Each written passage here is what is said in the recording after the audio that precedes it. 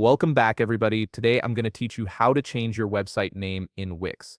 This is a simple yet essential task, especially if you're rebranding or simply want your site to have a more professional or updated title. First, you'll want to go to the Wix website and log in to your Wix account. Once you're logged in and viewing your Wix dashboard, direct your attention to the left navigation menu. Here, you'll see an option labeled Site and Mobile App. Click on it, and a drop-down selection will appear. From this menu, click on Website. This takes you to the area where all your site management options live.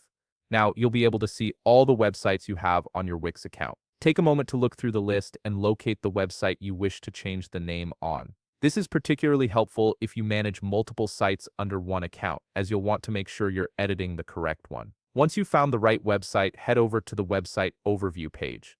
From here, click on Site Settings. This is typically located directly under the website you wish to rename. Clicking this will open up a dedicated settings area where you can control various aspects of your site's configuration.